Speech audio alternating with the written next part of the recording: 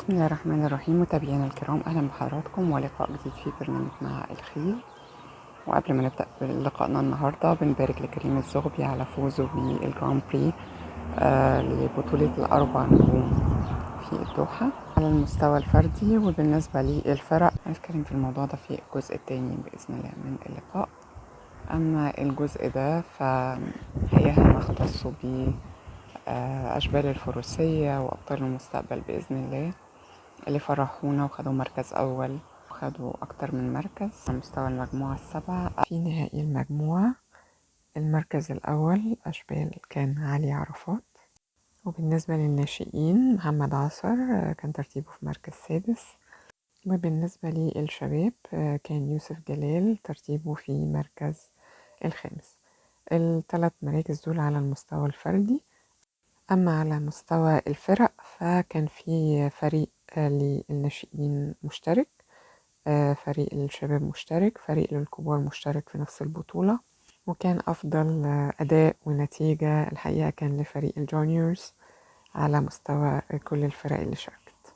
فازوا بالمركز الأول في البطولة. صحيح عدد الفرق المشاركة برضو ما كانتش كبير قوي، لكن هم أدائهم الشباب ما شاء الله ربنا يحميهم كان هايل وفعلا فرحونا. يعني الشباب الصغيرين اللي فازوا بترتيب نتائجهم كان محمد ياسر عصر، سيف غبور، وعمرو الشريف، وعبد الله شوشة. ألف مبروك لكل الشباب الصغيرين سواء على مستوى الفردي أو على مستوى الفريق، وإن شاء الله دايما يكونوا موفقين.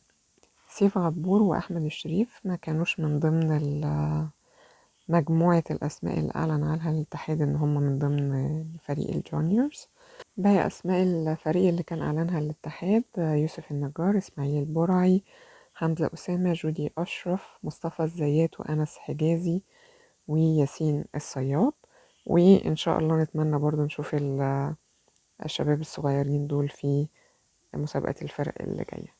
أما بالنسبة لباقي الفرق اللي كان برضو أعلن أسمائها الاتحاد، فريق اليانج رايدرز يوسف الحمادي، يوسف عصر، هيا البرعي، سيف الدين ياسر، سليم جعفر، وزياد الدخخني. ولكن في برضو أسماء تانية شاركت في البطولة دي اللي بنتكلم عنها في الإمارات.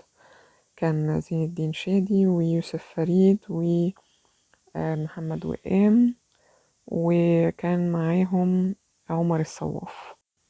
فريق التشيلدرن مكون من حليم أحمد، حسن هشام فرج، عبد الرحمن محمد فريد، ياسين كريم، ياسين البسيوني، أدهم العزوني، وهايا شريف.